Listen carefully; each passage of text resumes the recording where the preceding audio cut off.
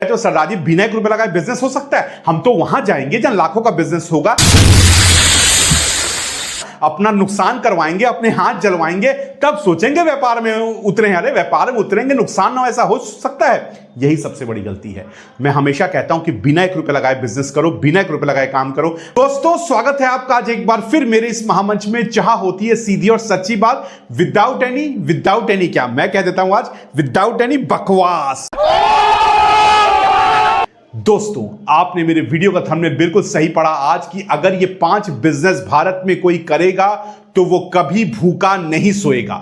ये मेरा, अब करते हैं वीडियो की शुरुआत और झटपट आपको बताते हैं बिजनेस आइडियाज। चलिए अब सबसे पहले वीडियो की शुरुआत तो करें। तो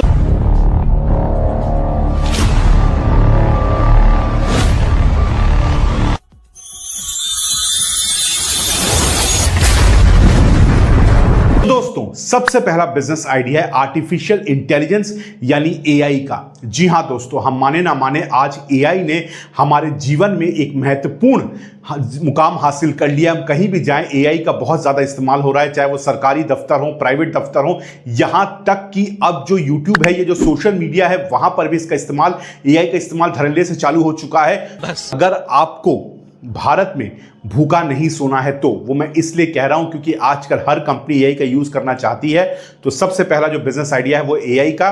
एआई जरूर सीखिए, ये वक्त की डिमांड है, ये वक्त की नजाकत है, इसको गलती से भी इग्नोर मत करिए। तो एआई। दूसरा बिजनेस आइडिया की तरफ हम बढ़ते हैं, वो है डिजिटल मार्केटिंग का। डिजिटल मार्केटिंग दोस्तों आज के दौर में हर कंपनी को डिजिटल मार्केटिंग की आवश्यकता है, यानी फेसबुक, इंस्टाग्राम, यूट्यूब में या फिर कहीं भी किसी भी माध्यम से उनको अपनी कंपनीज का प्रमोशन चाहिए।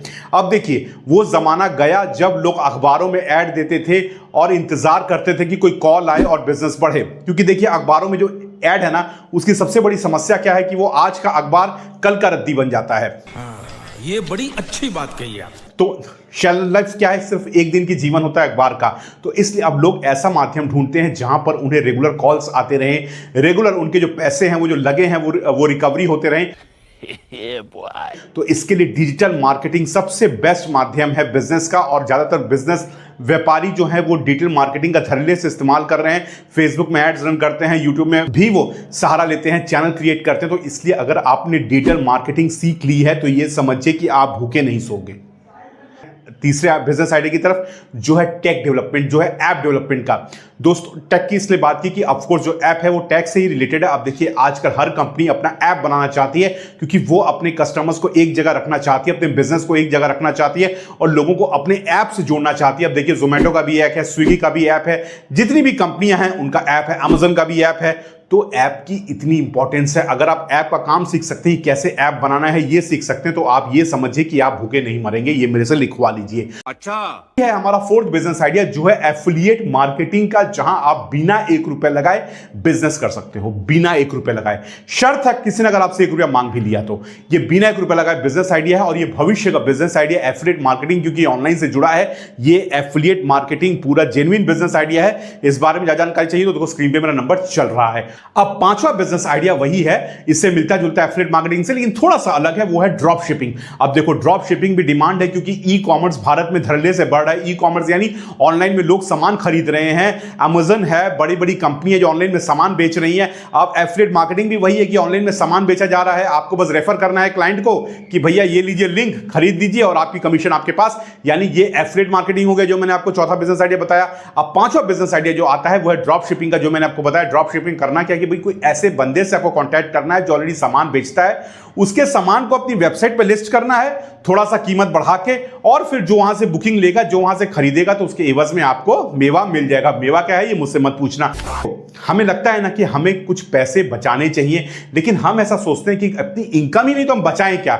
हमारी तो क्या कहते हैं ना कि हम तो लाले पड़े हैं भैया, खाने के पैसे नहीं और आप बचाने की बात कर रहे हैं। अबे साले, तभी मेरा माफ करना, गुस्से में यही बात तुमको कह रहा हूं कि अगर तुम रोज के सुनो, गौर से मेरी बात सुनो, ये भी कमाने का जरिया, क्योंकि जो पैसा बचता है अल्टीमेटली वो कमाते हैं और ये सरदार जी हमेशा तुम्हारे साथ हैं। कौन है ये लोग? अपना हमदर्द समझो। अब रोज के तुम 10 रुपए ही बचाते हो, मैं कहता हूं तुम्हारे घर में बहुत गरीबी है, पैसे नहीं है, तुम सिर्फ 10 रुपए ही बचाओ, ज्यादा नहीं, कितने बचाओ, सिर्फ 10 रुपए बचाओ। तो 10 रुपए से ज्यादा भी कोई बचा ही सकता है, मैं तो एकदम मिनिमम में चला गया, 10 रुपए बचाओ। तो याद रखो कि महीने में आपने 300 रुपए बचा लिए।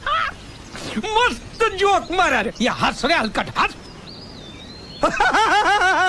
पता भी नहीं चला 300 रुपए बचा लिए। और साल के कितने हो गए? साल के हो गए 3600 रुपए मैंने बचा लिए अपने बिजनेस से। यानी जो पैसे मैंने बचाए वो मेरी कमाई है ना? जो पैसे मैंने बचाए वो पैसे मेरी कमाई है। 3600 रुपए मैं बचा चुका हूं। मैंने सिर्फ 10 रुपए रोज के बचाए, वो 3600 रुपए साल के बन गए। अब अगर सोचो रोज के 200 बचाते हो, अगर है तो 200 इंटू 30 कितने हो गए? 6000 रुपए महीना हो गया। और साल के 72,000 रुपए आपने कमा लिए।